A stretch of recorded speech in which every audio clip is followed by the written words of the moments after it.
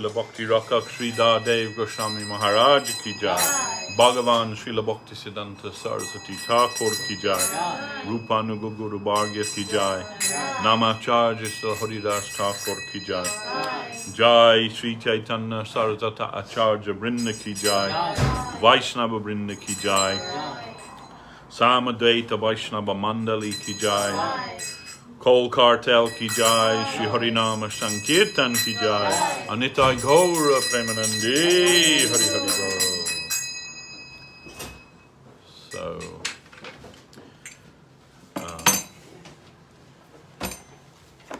welcome everybody. Today, as normal, we are broadcasting from the East London branch of Sri Chaitanya Saraswat Math in the UK today for the pleasure of their lordships, Sri Guru Gauranga Radha Sham Sundar Giridhariju and the assembled Vaishnavas.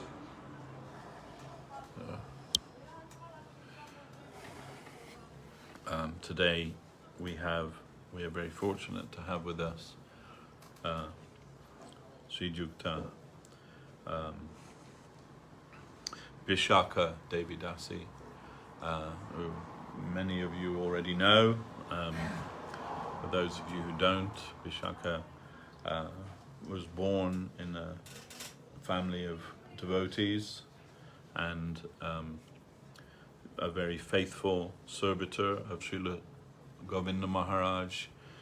Spent much of her time in Navadvip when Srila Gurudev was with us as one of the main servitors there, and Srila Gurudev bestowed on her the saffron cloth, and she preaches all over the world Hari Bhakti. She's a very qualified preacher of Krishna consciousness. And we are very happy to have seen her spiritual advancement throughout her whole life, since she was more or less a babe in arms, till now that she's carrying the conception of Srila Sridhar Maharaj, Srila Govinda Maharaj, and our Guru Bharga all over the world. She's very much loved by all the Vaishnavas, and want to request that everybody please give attention to her talk. You will all be benefited from that. That is my sincere belief. And without further ado, I'm going to hand over the recording apparatus to her.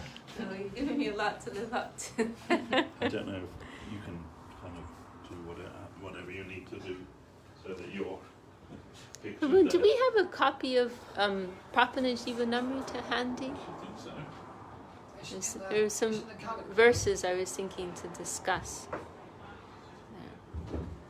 Okay, we also have Pandita Devi Dasi. Oh, yeah.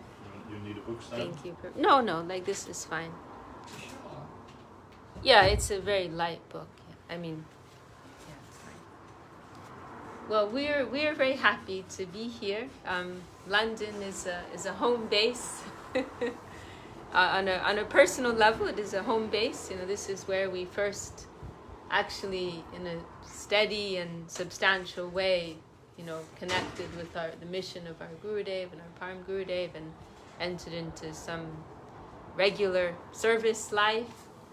And, you know, with such stalwart Vaishnavas as Devashis Prabhu and others, sweet devotees like Pandita, and pure devotees like Dwarkesh Prabhu.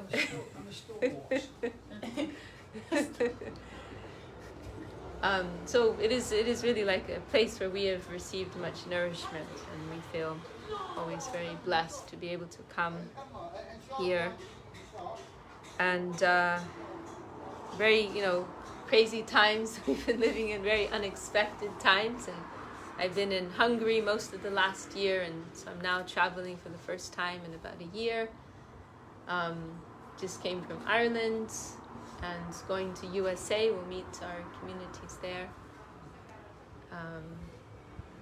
I was thinking we could discuss a few verses in Prapanaji and Dharmita. Actually, there's one verse in particular which I was thinking about yesterday, and I think it's in here. I think everyone knows this book. Devashis has done many classes on this book. This is actually like our Mat. This is our Mat book, you know. Srila Sridhar Maharaj composed this at the time that he was founding this Mat. And it's also it's discussing the fundamental subject matter of spiritual life, which is surrender, Sharanagati. And we were discussing this yesterday, actually, as well.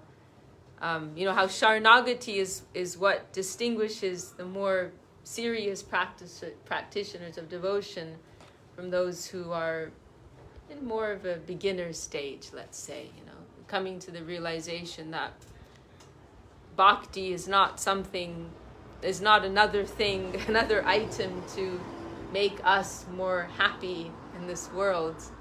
Of course, that will come, but the idea more for substantial practitioners of devotion is that we want to offer ourselves for that higher cause. You know, not that is something to make us more comfortable in this world, but we want to be a small part of that higher world.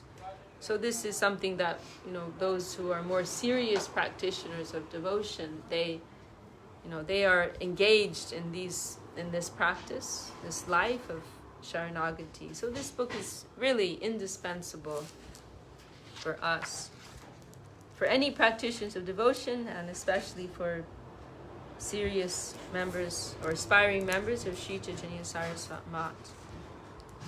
Here we are. This verse, I was trying to remember last night. This is in the last chapter, Divine Avasheshamritam, Divine Remnants of Nectar. And this verse, it's a general glorification of Harikatha. You know, we speak Harikatha, but we can also, or we try to, but we can also appreciate the value of Harikatha in a general sense. And this verse, very beautiful verse, this is from Srimad-Bhagavatam. And maybe it's published in Revealed Truth. There's a place where Gurudev is elaborating upon this verse in a very nice way. And he was making the point that, you know, when we join a festival, you know, we could also include the Sunday festival in that. You know, when you think of a festival, then you often tend to associate it with prasadam, right? With very, very nice prasadam. You know, when we have a festival, then we have a feast with so many wonderful varieties of prasadam, so many delicacies, you know. We were here on Friday. We had the fortune of having prasadam prepared by Devashis Prabhu. And, you know, he's a very fine cook. Today is the Sunday feast, and also we have authentic Bengali cooks in the kitchen, Toshan Prabhu and others. So also, you know, very, very fine feasts. Actually, I'm not just saying this because I'm here. Sometimes devotees don't believe me when I say, like, this is the best thing here. They're like, oh, you say that everywhere. But I really mean it. The prasadam at Green Street is the best in the world, really. And I'm sure others will agree with that, who've experienced other prasadam. But anyway, so Gurudev said, actually, like when we are awakened, when our consciousness is more awakened in Krishna consciousness, we will think of Harikatha in the same way. In the same way that we will look forward to a very nice plate of prasadam, you know, with pakoras and, you know, so many nice sabjis and puris and sweet rice, so on and so. So when we come to hear Harikatha, we will feel this eagerness. Oh, what are we going to hear about? We hear about this, we hear about that, you know, we hear about Guru, you know, Mahaprabhu, Vaishnava, etc., etc. There will be this type of excitement. Because Harikatha, if it is coming in the proper channel, it is always fresh.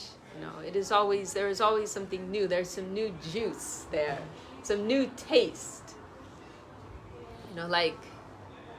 And then, for persons who are very fixed in material consciousness, this is something that is not possible. And that includes ourselves, actually. If we're in a very dense state of consciousness, then it's difficult to conceive of the variety that exists on the spiritual plane. Srila Bhaktisiddhanta Saraswati Thakur, he published a monthly magazine, he published a weekly magazine, and then he also started a daily publication. I think it was called the Nadia Prakash. And when he was first discussing this, that he was conceiving this, he wanted to print something daily, there was someone who expressed some doubt about this, how much is there to say? How much is there to say, And for people who are following a religious life in like a ritualistic, a very formal way, this is inconceivable. We go once a day on Sundays, we hear somebody giving a talk, and then we have some nice food, right? But so it's difficult for such persons to conceive of so much variety in spiritual subject matter. So this person asked Srila Saraswati Thakur, how can you publish something new every day? How much is there to say about this? And Srila Saraswati Thakur, he said, I've heard in New York City, they're printing newspapers not only every day, but even hourly. There's so much news that's coming out. And we see that nowadays, especially, with this information age and modern technology, the Brihat Mridanga, there's so much news that's spewing out, moment by moment, second by second. So Saraswati Thakur said, they're printing news every hour, in some places. The news of Vaikuntha is so infinite, is so unlimited, it can overflood this world. There's so much variety.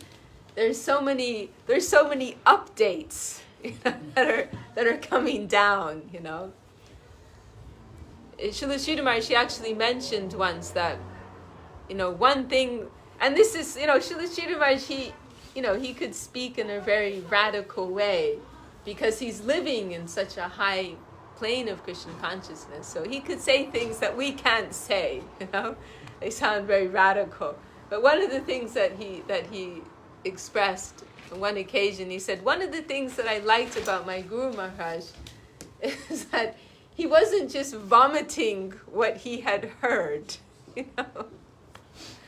And that of course makes one reflect upon, that makes us reflect upon our own attempts to represent what Krishna consciousness is. Are we just hearing, taking something in and then vomiting it out, without any real vitality? But anyway, Srila Sridhar Maharaj said, one of the things I liked about my Guru Maharaj is that he wasn't just vomiting what he had heard previously, but there always something new and something fresh was coming. Some new angle, some new inspiration was coming. The same line, and we also heard the God brothers of Srila Sridhar Maharaj, they made this comment about Srila Sridhar Maharaj, like what he said, it was in the same line as their Guru Maharaj, but something fresh and some new angle, some new perspective there. It's not that it's something different, it's the same line, same conception, but fresh and new at the same time. So this was, Srila Saraswati Thakur had this high, we can think of Krishna consciousness as this high, live transmission that's always, it's this current, Srila Sridhar Maharaj in Shri Guru in his grace, he expresses how we are beggars of the truth, the fresh current of truth that is constantly flowing. The fresh current of truth that is constantly flowing. It is always flowing. It's only a question of whether we are awake to that or not, whether we are sleeping to that or whether we are awake to that. So Prabhu, you know that Bhagavad, what's the famous Bhagavad-Gita verse? And famous Bhagavad-Gita verse in chapter 2. You know, what is night for the realized souls is day. That's it, yeah. Yanisha Sarabhutanam, that verse, yeah. You know that verse? No. Yeah, what is, you know, the self-realized souls, they are awake in the world of consciousness, in the world of spirit, and they are asleep to this world of the senses. Whereas conditioned souls like ourselves, it is the other way around. You know? Jai Shri Dev, Bhakti Sundar Dev. Whereas for conditioned souls like ourselves, it is just the opposite. You know, we are awake and very active in the plane of the senses, and we are asleep to that, you know, higher world of consciousness.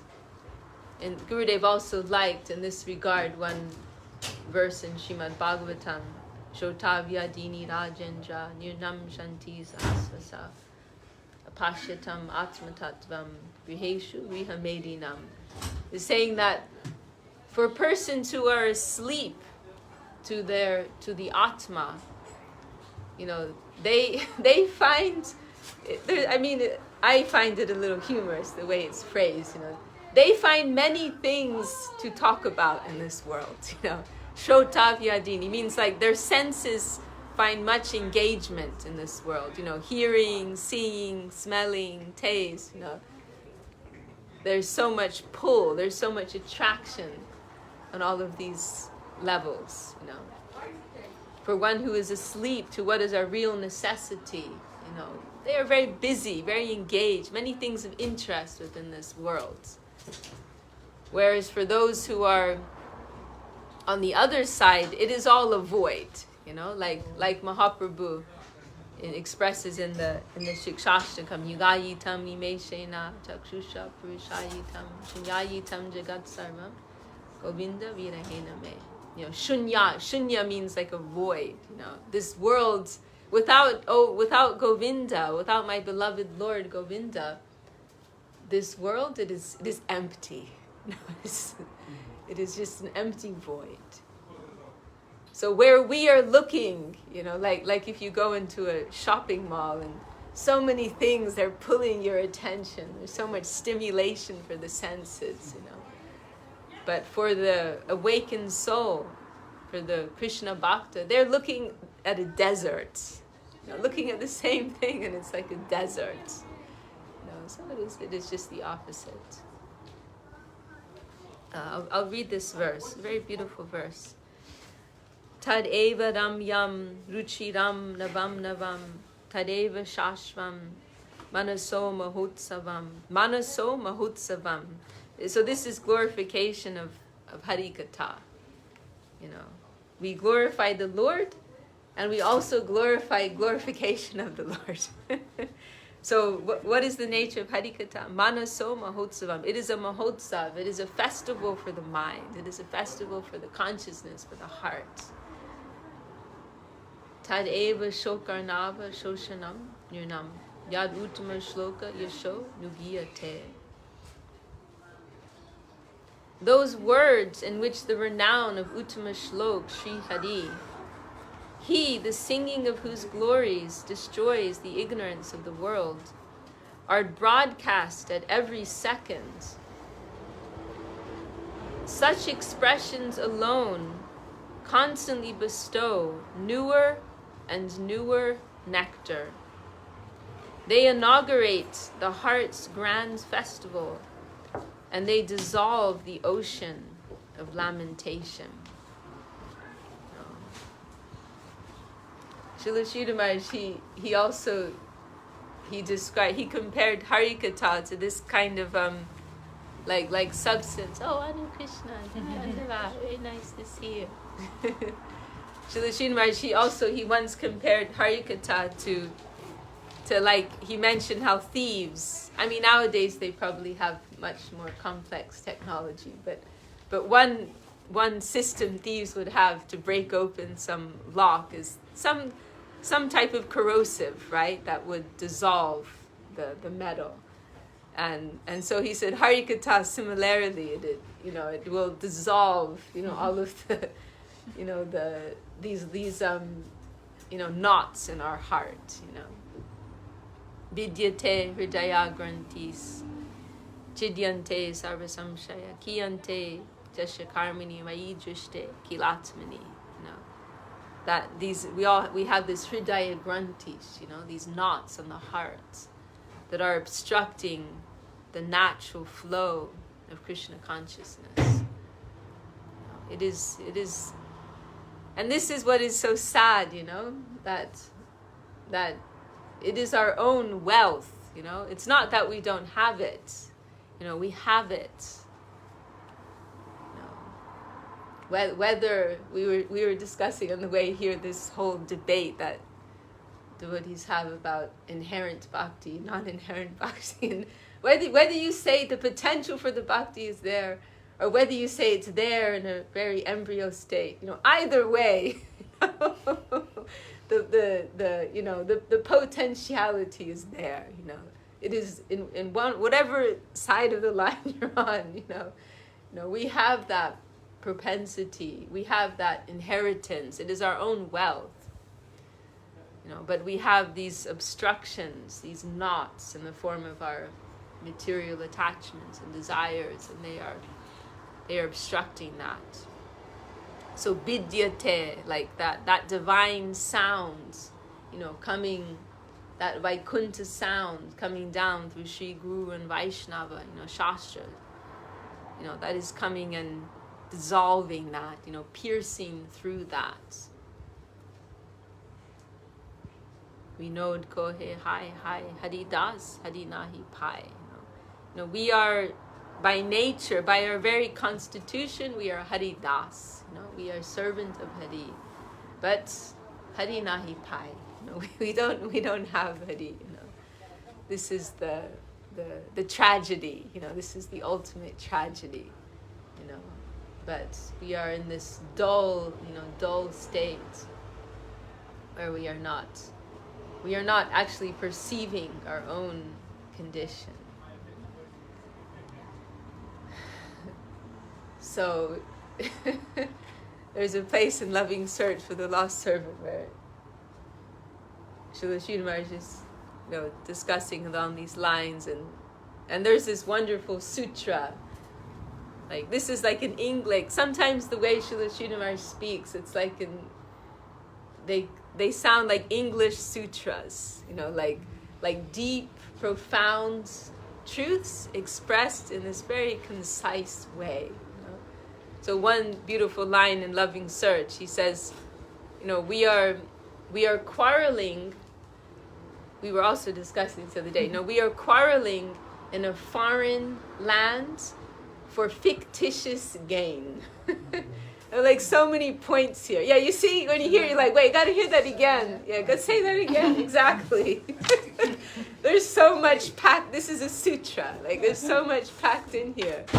We are quarreling, like point number 1. We are quarreling.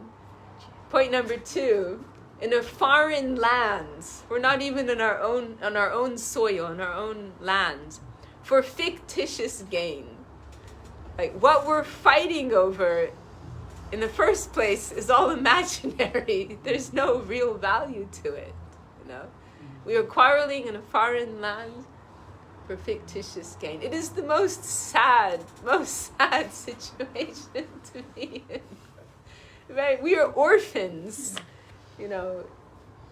quarreling over things that have no meaning at all. It's a very sad thing, Like, you sometimes see, and I came across this somewhere, maybe it was in Dublin, you see people digging in the garbage. In India, you see it all the time. It's one of the most heartbreaking things to see in your life. People they're so desperate, they have nothing, that they're looking and they're literally digging in the garbage, because compared to where they are, there's something that they're considering, there's something of value there. And then what's even more sad is when you see sometimes these persons, they may fight over some garbage, I want this. No, I'm going to take this. No, that's our situation. More or less. It's very sad. It's very sad. And then in the next few lines, Srila Sridhar Maharaj continues, and he says, and I appreciate it very much, because he's not like supporting any like crocodile tears, or he doesn't go into this like sympathy mode, but then his tone becomes very strong, and he says if we are to really analyze ourselves closely, if we enter into some deep introspection, he says, we will cry. How am I passing my days? How am I spending my time? Like moment by moment. How am I spending my time? We will be very saddened to look at the condition of our own hearts. And then he becomes very strong, and he says, so read and cry. He doesn't say, oh, it's okay, he could go in that direction. The mercy of Guru will save you, don't worry. No, he doesn't say that. In other places maybe, but not here. And he says, so read and cry, do or die. Read and cry, do or die. Do something about it. And then he says, progress in the right way, or you are inviting your own death. Read and cry, do or die. Progress in the right way, or you are inviting your own death. And we'll feel like that, actually. If we are, as we've been discussing this point of, being awake in spiritual life. So if we are actually awake, if we're practicing in a conscious way, we will feel like that. Not that we're following some generic, rituals, or following some formulas, following some generic religious practice, but we will feel like we're actually approaching some higher entity. There's some higher force which we are approaching, and we have to approach it in a very careful way. Utistata jagrata prapyavarani bodhata Kurasya dada nishaya tatkavayo vedanti. This is famous verse in the Upanishads. This line everybody knows, saying spiritual life is like a razor's edge. It starts out, and Gurudev, he was like kind of chuckling about this one day, how it starts out in this very upbeat, positive way. Please wake up, everybody wake up, rise, practice spiritual life. It's like very like kind of positive. And then the next line, spiritual life is like a razor's edge. So that's like if we are a little awake, we will begin to feel like that. That we are approaching some. Indian law is British law. Someone said, no, Indian law is British law, it said. The Gurudev used to come here, he used to talk like, he said, Indian law is British law. Today is Indian independence day. I was watching till midnight, I find out. Today's Independence Day in India. Okay. 75 years. Okay.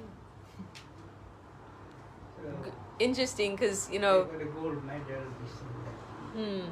It's interesting because our Gurudev, Srila Govinda Maharaj, she actually joins the Math. It was 1947, right? Gurudev joined the Math at that time, Like he was literally there in Calcutta when all of these like riots were going on, and also Srila, it's an interesting point that Srila Sridhar Maharaj made that they in the Gaudiya Math, they were preaching, in the lead up to that independence, right? So it was a very turbulent time in India. And I found it an interesting parallel, this COVID world, right, that we're living in. So Srila Sridhar Maharaj, she made this very nice point, how like the Gaudiya Math was trying to share these teachings in this environment, in this social context in India. Mm-hmm.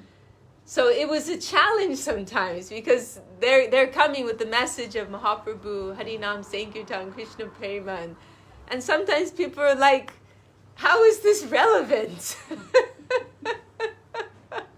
We have some very pressing matters at hand. Like, what is all of this wishy-washy, abstract, spiritual stuff that you're coming with, So he said it was a challenge to preach in that type of environment. And Srila Swami Maharaj Prabhupada, he showed that type of mentality in the beginning also, right? When he came to Srila Bhakti Siddhanta Saraswati Thakur, and he his friends kind of pulled him along. He wasn't planning to go, but his friend was closely connected, so he kind of insisted, no, you come. I met this real Mahatma, and so he came, and Saraswati Thakur told him, why don't you preach in the Western countries, speak to English-speaking persons, and that time Swami Maharaj was showing this mood of supporting the Gandhi movement and Indian independence, and he said, we are a dependent nation right now. Let's first get our independence,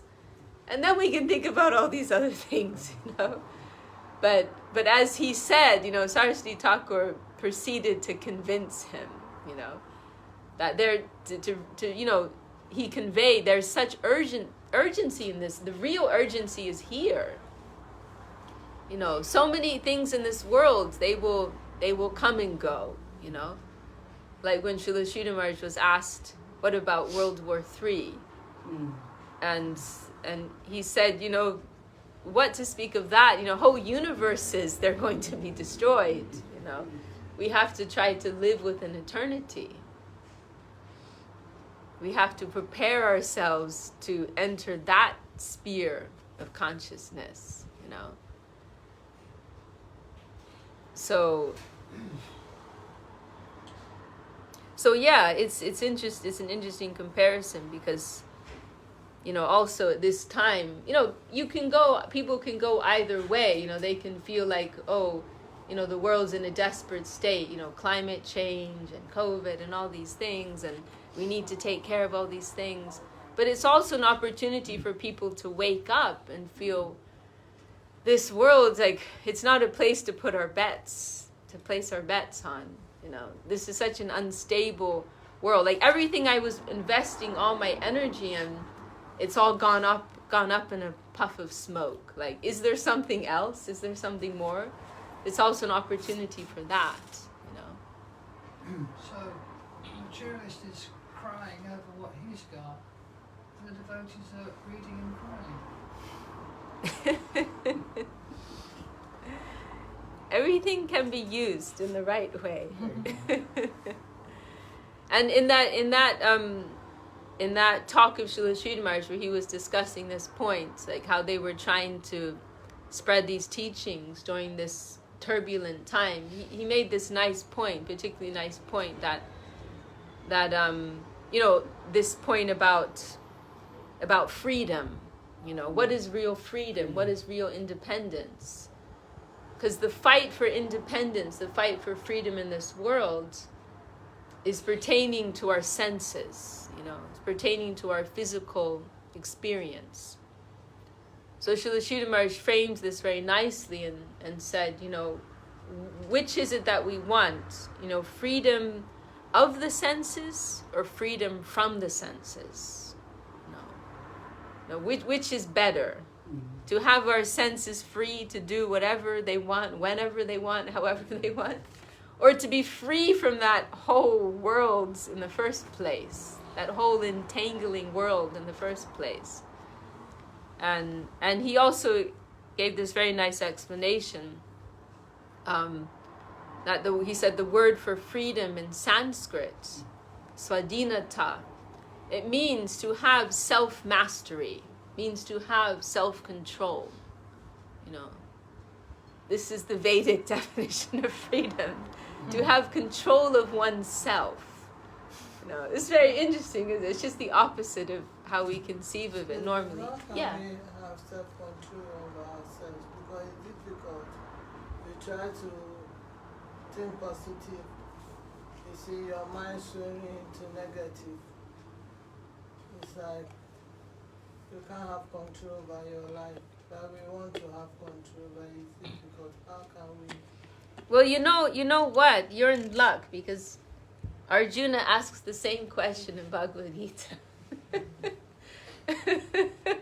You know, Krishna's talking about the subject matter, and Arjuna says, Krishna, I'm sorry, but I consider controlling the mind to be more difficult than controlling the wind. Just as it seems impossible to control the winds, you know, how can we possibly hope to control our minds? And on our own, it is impossible. You know, there are practices given in the scriptures. You know, yoga, meditation, so many austerities.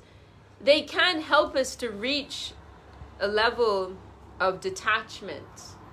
But that attainment, it is temporary. It is temporary at best. It's not a permanent type of freedom. It's not a permanent freedom from the senses. However, we depend upon mercy, actually. You know, we depend on descending grace.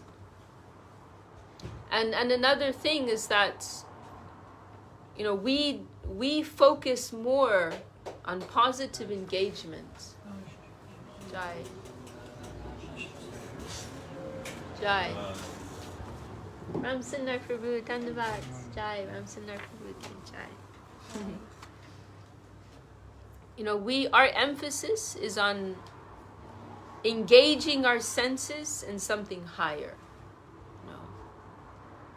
What's the Bhagavad-Gita verse? I always forget that verse. Yes, yeah. You're very good with Bhagavad-Gita. I know a few. Yeah, that's it, yeah. Vishaya vinivartante. You remember the rest? Vishaya vinivartante. There Rashadehinam. Rasul Mariam Musukasha. Param Drishta nivartate, yes. Yeah. So, you know, we can try to, it is mentioned in this verse that, you know, some persons, they artificially try to restrain the senses. But the taste for that remains within them. The desire is still there.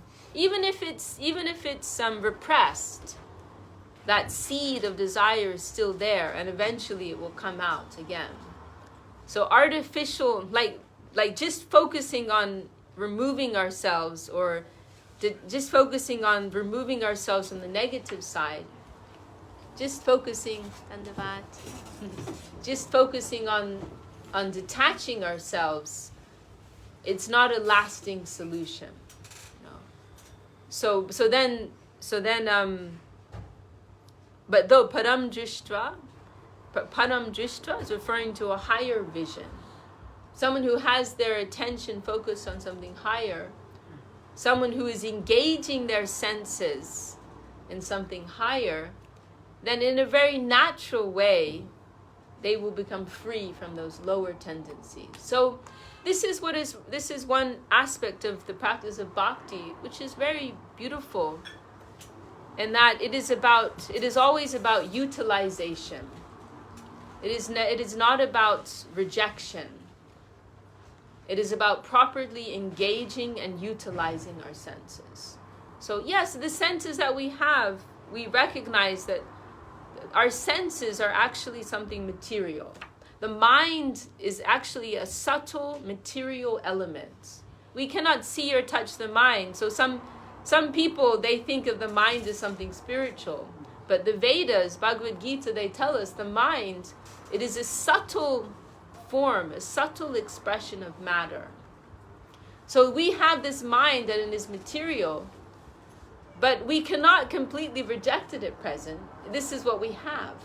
So in the process of bhakti, we are trying to engage the mind in something positive, and through that we will become free from the mind.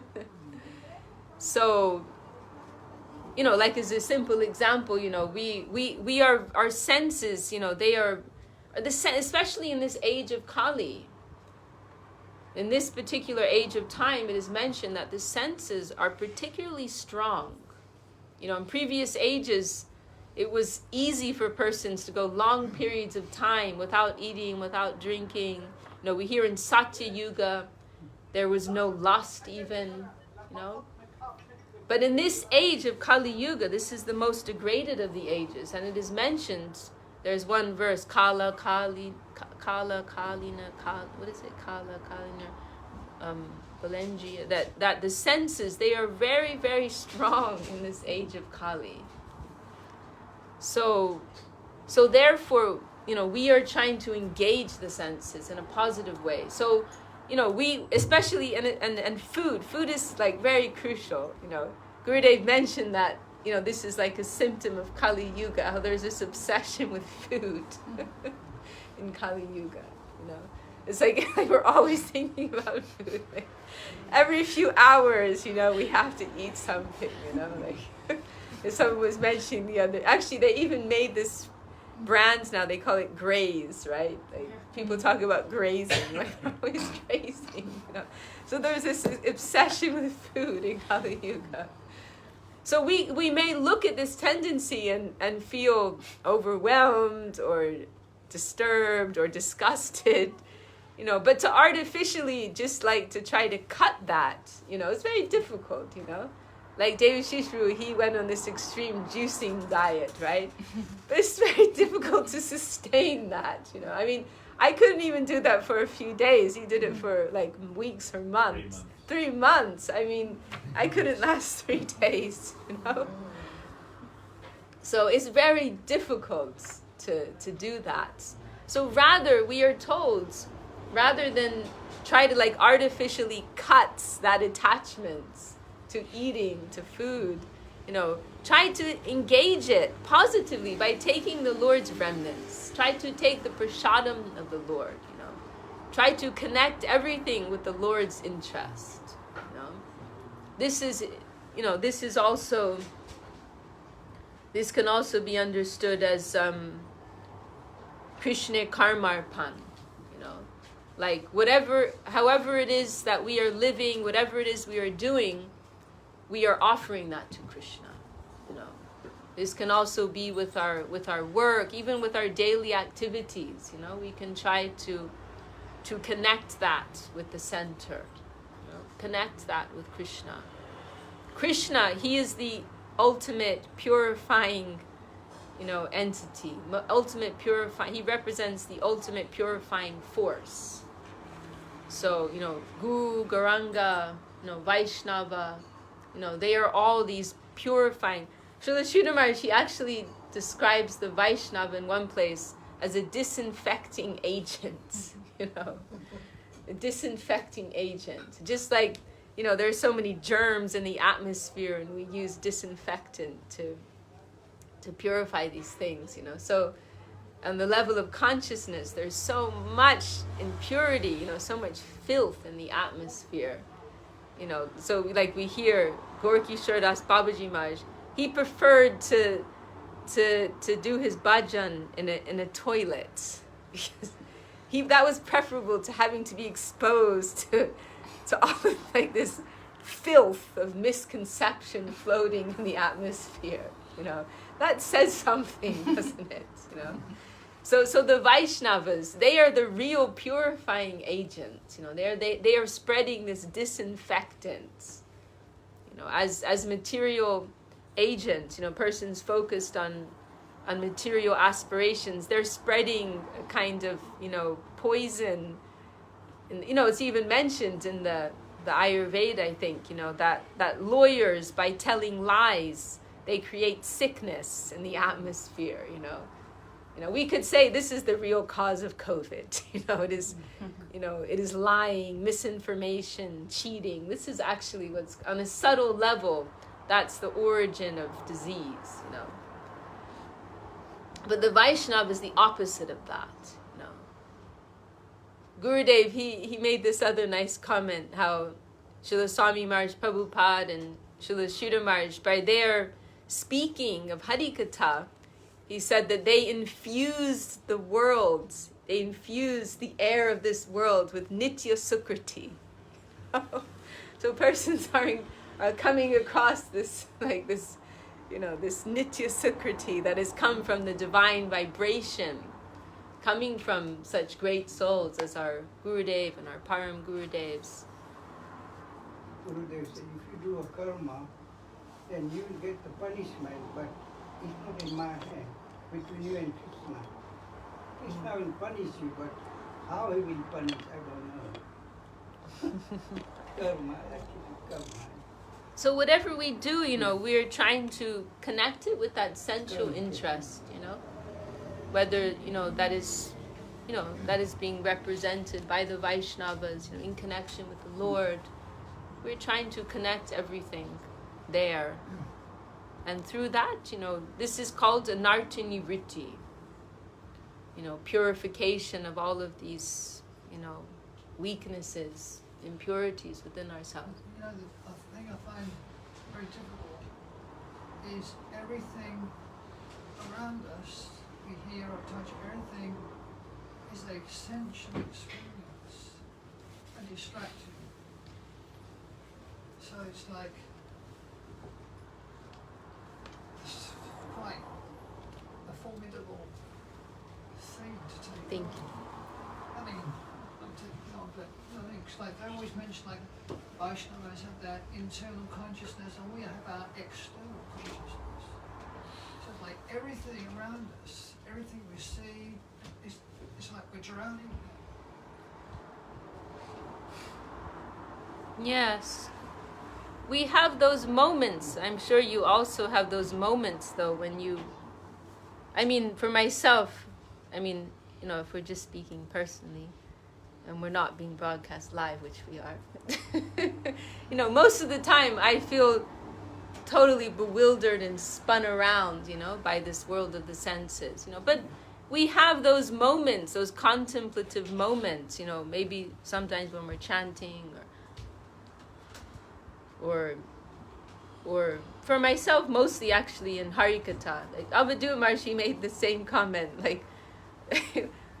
well, I can't imitate Avadhu Maharshi. He makes very funny expressions, but he, he expressed a similar thing, that, he feels like he's in a very, like what I said, basically, just very spun out by the environment. But when you're giving some Harikatha, there's this focus that comes, and you feel connection with this deeper plane of life.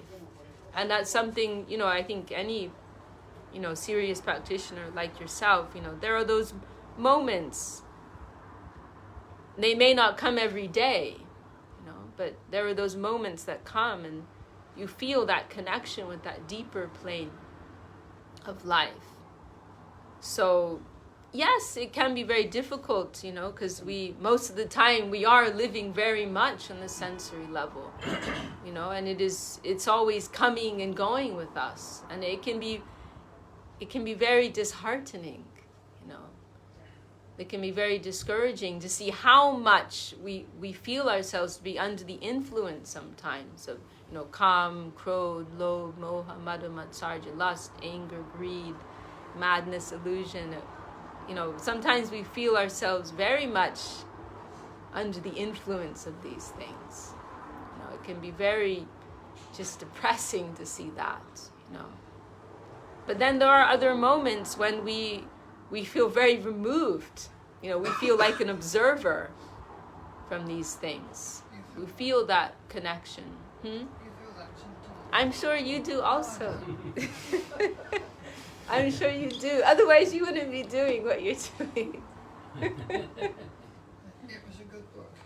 It might be a few seconds, but you feel that pull to some deeper plane of life, we are conditioned. The point I'm making there simply is that, we get some confirmation that there's another world. At least you will admit there are times that you feel the pull of the senses less than others. At least you will admit to that. Yeah, when I sleep.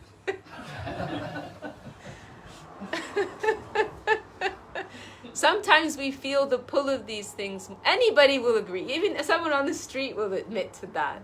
There are periods when we feel these things affecting us more than others, right? Anybody will admit to that. So we get some confirmation, there's a deeper plane of life.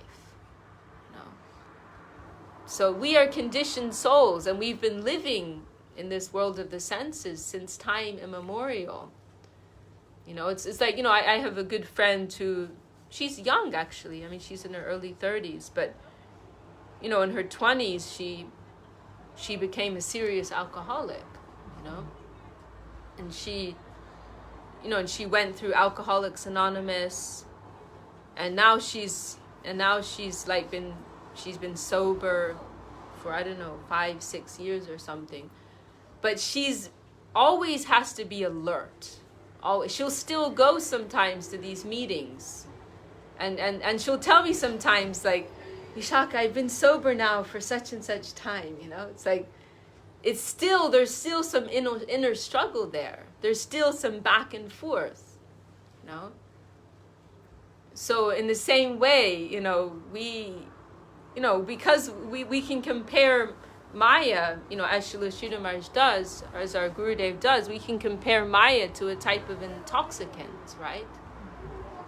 And when you've been addicted to an intoxicant for so long, like I know some devotees who, they had addiction to heroin, and it's ruined their, you know how difficult, right? People, you all know, like if you get a heroin addiction, it ruins your life. You don't get, it's not like you quit cigarettes or you quit drinking.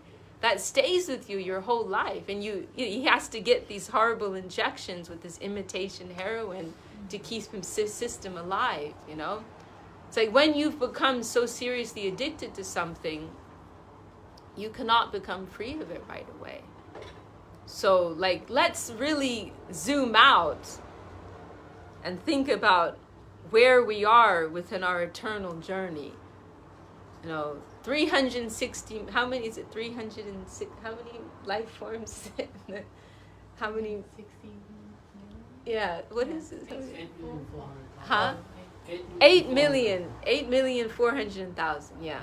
Right, it's mentioned there are 8,400,000 species of life.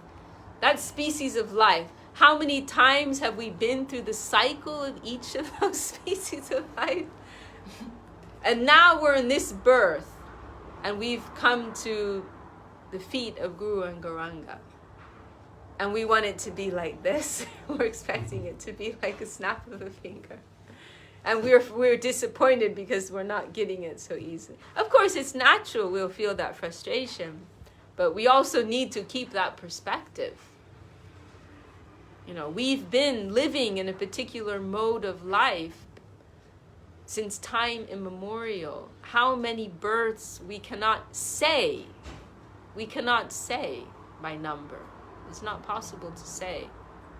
So the transition, could take many lifetimes. When Mahaprabhu told Mukunda, you can come back to this kirtan, you can come back to Shiva Sangan after 10 million lifetimes or whatever it was. And Mukunda jumped for joy. Oh, I'm so fortunate. Mahaprabhu said I can come after so many millions or thousands of lifetimes. He jumped for joy, So we have to get some perspective. And Gurudev expressed this very beautifully once. He said, we must have consciousness, we must maintain consciousness about from where we have come from, where we are, and where we are going. We have to keep some consciousness of that. So yes, it is going to be a long journey. It is going to be a struggle. patience is one of the qualities that is mentioned. Rupa Goswami, Utsaha, Nishaya, Daryat. Daryat, he gives those 6 qualities favorable to devotion. Daryat is patience. That is also a test of our faith, actually.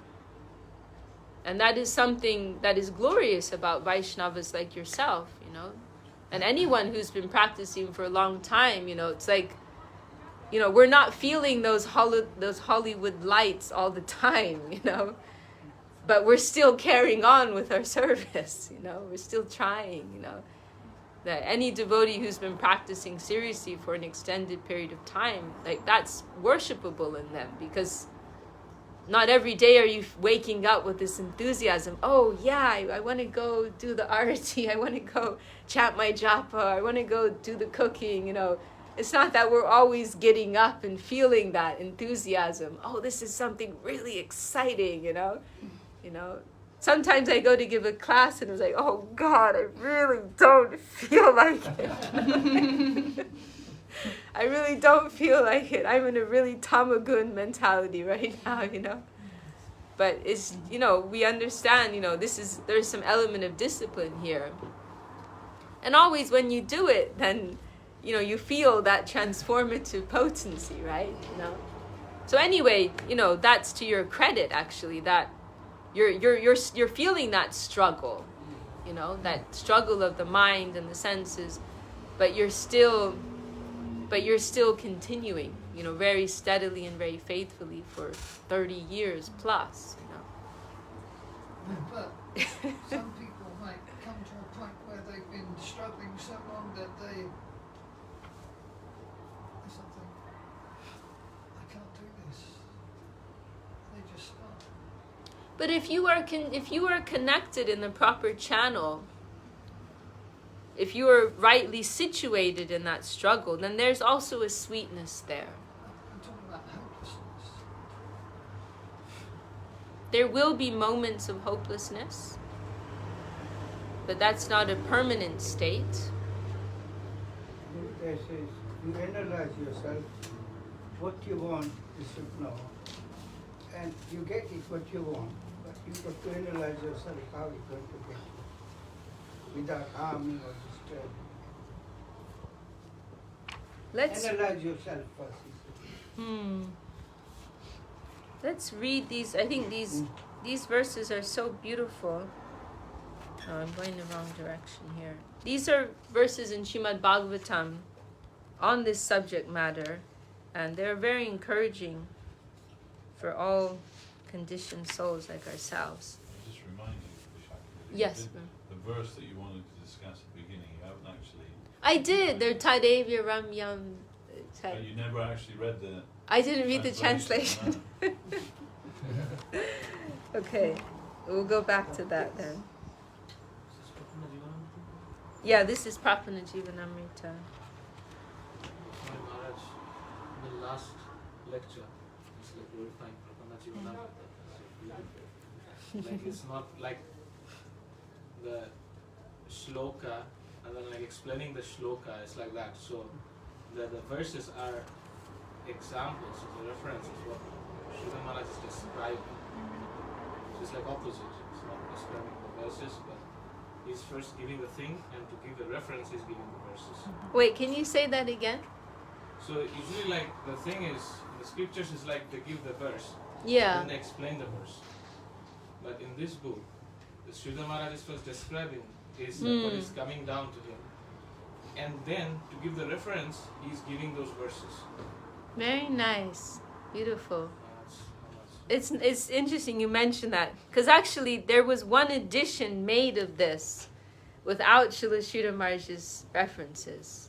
Probably Devashish knows the history. I don't know the history. Yeah, it was the first English version. We have some here, don't we? Yeah, we got it out the back. We have in the West London Temple too.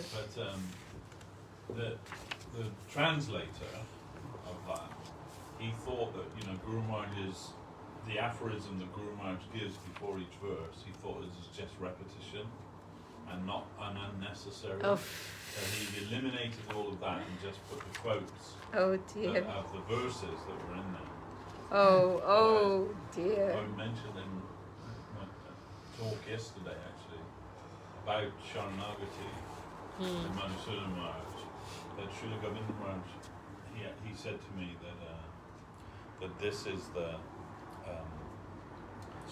Prapana Jivanamritam actually, that is the substance of it, are those aphorisms, and the verses that Guru Maharaj quotes are what the proof of what he's saying. So he's making some statement about Sharanagati, and then to substantiate that or to prove that, he gives a quote from the scripture to prove that. Wow. So most people read it the other way around, that it's a collection of verses from the scriptures about Sharanagati, and Guru Maharaj's aphorism is the introduction of that, or this is what this is, but it's actually the opposite way around.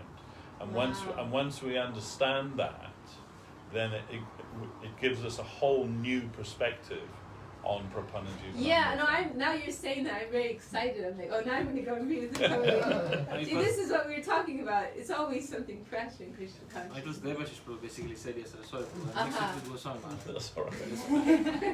Yeah. I was listening to the lecture in the past, so it's a bit. Yeah. No, but I was really happy to hear that because I always remember Srila Srila Prabhu, he made a comment about that book. He said it's the book without the book. Yeah, exactly. And so you've taken that a step further. And that's before very nice. before this edition came, Sagar Maharaj, he asked Guru Maharaj, he told Guru Maharaj that version, it actually doesn't have any of your the verses that you composed in there at all. And Guru Maharaj said, "Oh, does anything come from it?" And he said, "Yeah, something." And he said, then Guru Maharaj said, "And something's better than nothing." But when that book came, when we first established our map in Disco Road, we thought it was fantastic. Of course. Because it was the first Sure, book we had. of course. Finished. Of course, yeah. Actually, what I like about that version is it has the word for word, so that is helpful sometimes. Yeah. But yeah, it's just unfortunate that. And the other thing about it was a lot of them were just cut and paste jobs from Srila Prabhupada's book. Oh. So that Guru Maharaj doesn't always give the same interpretation of the verse as Prabhupada. Okay? So it's necessary. That's why it's necessary to reference Guru Maharaj's Bengali translation of that, because of how he words the translations from Sanskrit to Bengali is also very exacting part of it. And it's a very beautiful book and everything, but it's the one you can say, if there is one criticism, is that sometimes Guru Maharaj's voice doesn't come through there. It's made in something of a verbose way. The translator was quite liked. Some poetic license is there, and that some devotees have made that observation, let's say, that you don't hear Guru Maharaj's voice, and it's kind of important. That's an important part of the scripture as well. But as Guru Maharaj says, something's better than nothing, and it is a very wonderful version, publication, in fact. Guru Maharaj was very happy with it. We have that beautiful picture of Gurudev presenting the book. So they're sitting together. It's one of the most wonderful pictures of them. They're sitting together on Srila Sridhar Maharaj's bed, and Gurudev's presenting, and Srila Sridhar Maharaj is very intently peering over it, and he looks very pleased. But so Devashis has reminded us. So this verse, I'll read the verse again. It's very beautiful. The sound of the verse is very beautiful. This is Bhagavatam. Tadeva Ramyam. And this verse has just been illustrated by what we heard by Devashis. I'm like, wow, I never even thought of it like that, that point of view. Tadeva ramyam ruchiram navam navam tadeva shashvam manaso mahotsavam tadeva shokarnava shoshanam nirnam yadutma shlok yasho nugiyate. So this is a glorification of Harikatha, So as we were saying, there's glorification of the Lord, but we also find some verses that are glorifying glorification of the Lord. So this verse is in that category. Those words in which the renown of Uttama Shlok, Sri Hari, he, the singing of whose glories destroys the ignorance of the world, are broadcast at every second. So Harikatha. Such expressions alone constantly bestow newer and newer nectar, fresh nectar. They inaugurate the heart's grand festival, this Manaso Mahotsavam. It is a festival for the heart and mind. And they dissolve the ocean of lamentation. And we often find this description of the effects of real Krishna consciousness, purification on the negative side and, entrance into something very beautiful, something wonderful, something sweet, There's that, what's that wonderful, it's Srila Sridhar Maharaj, Hari, do you remember that line? That uses the word Hari in this very, what's the word, poetic term with this, because the word Hari, it means to steal. And so there's this very nice line. It's one of these illuminations of Srila Sridhar Maharaj, and he uses it with this play, how Hari, he will, how the Lord, he will remove our material, attachments, and then he will also steal our hearts. He uses the word Hari in this double way, like that.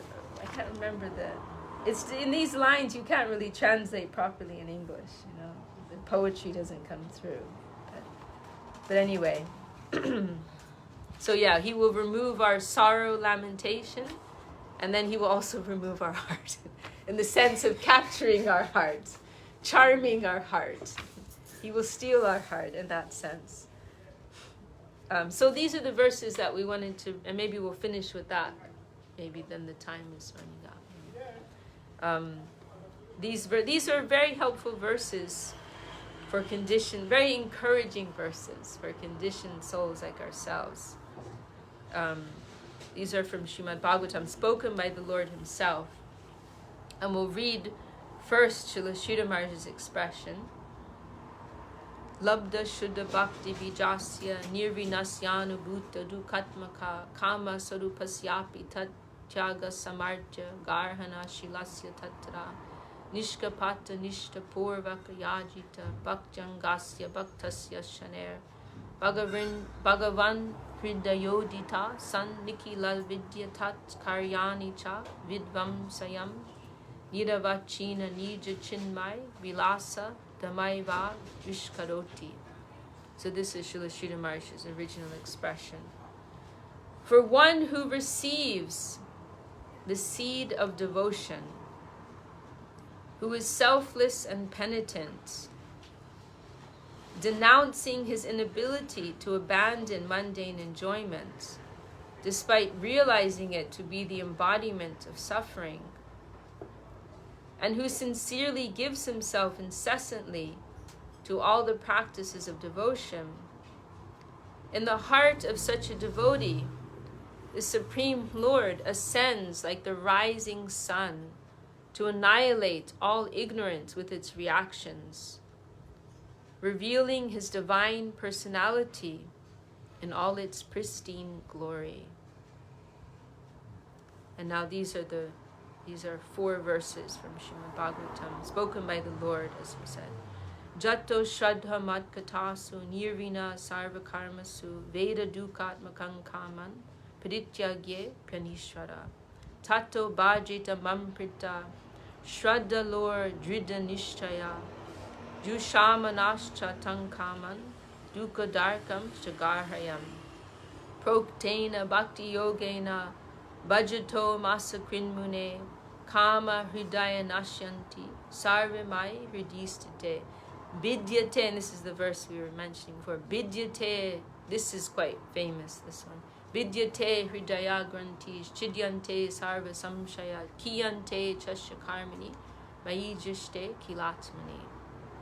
He who has imbibed heart's faith in the tidings of my name, nature, and pastimes, who has become indifferent to all kinds of fruitive work and its rewards, who has learned that all forms of enjoyment of sensual passions ultimately transform into misery, yet he is unable to fully abandon such passions.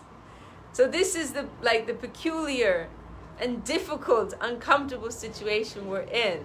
It's like this, like no man's land, not on either side. Like we know there's nothing there on the material side. We don't actually have any real taste for it either. However, the pull is still there.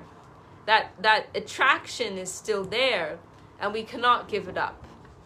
Exactly like an addiction. Exactly like an addiction. You know. So then what is the condition of this? You know, where does this person go? What will happen to them? Is there hope? Such a faithful devotee, being determined that his shortcomings will be dispelled by the potency of devotion, gradually comes to abhor those evil passions that enslave him, knowing the havoc they wreak. And he serves me with love. So this is also Krishna's advice. I mean, he's describing a situation, but he's also giving advice. Like, what should such a sincere soul do? You know, devote yourself. Proktena bhakti yogena. All of the teachings, all of the practices of bhakti, you know, that I have given. Proktena, I have spoken. You know, bhajato masukrin. Like, constantly engage yourself in those. And through that, kama hridaya nashyanti, that calm in the heart will be destroyed. So he serves me with love. Tato bhajeta mamprita. This is very nice. Shraddha lore, this is like a double expression here. Shraddha lore, faithful. Dridha nishchaya means with firm conviction. So he comes to abhor those evil passions, knowing the havoc they wreak, and serves me with love. When his objective is pure and sincere, I give him my mercy. In this way, the introspective devotee unceasingly absorbs himself in all the practices of devotional service as enunciated by me. And I, who am situated in the heart of my devotee, strike at the root of all the material urges that infect his heart, reducing them to oblivion. By bringing me, the soul of all souls, into his heart, no evil can remain there. Swiftly is the hard knot of mundane ego severed.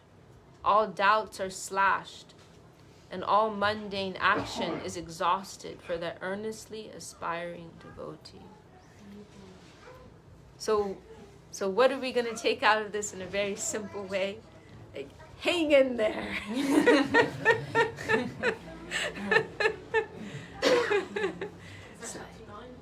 Yeah, this is chapter 9. This is Bhagavad-Vachanamritam. These are all quotes from the Lord himself. So we have Bhakta Vachanamritam, which are expressions from the devotees. And then we have the Lord reciprocating and expressing this reassurance, encouragement to the devotees.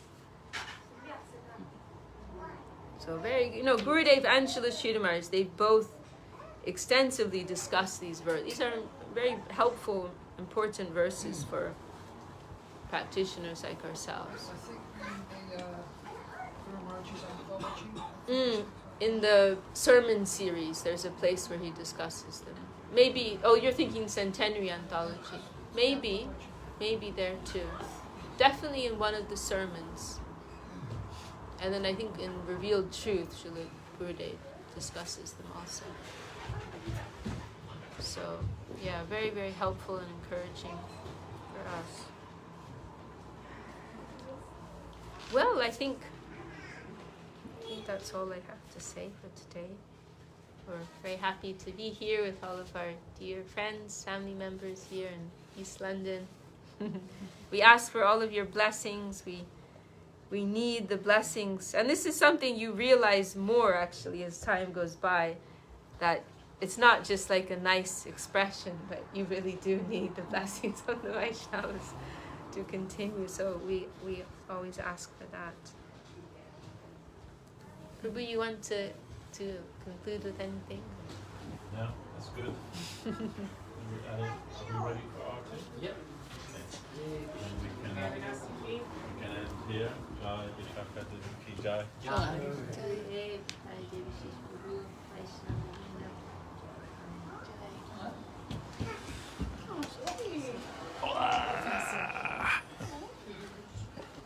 Jai Sisi Guru Gauranga Radha Sham Sundar Giri Hari Jiru ki Jai. Jai Srila Gurudev, Jai Srila Guru Maharaj ki Jai. Jai Bhagavan Srila Bhaktisiddhanta Saraswati Thakur ki Jai. Jai Rupanuga Guru Bhagya ki Jai. Jai Sri Chaitanya Saraswata Acharya Brinda ki Jai. Seva Brinda ki Jai. Samadvaita Vaishnava Mandali ki Jai. Kol Kartel ki Jai. Shri Harinama Sankirtan ki Jai. Jai Sri Vishakha Devi ki Jai. Nitai Gaura Premanande. Hari Hari Bol.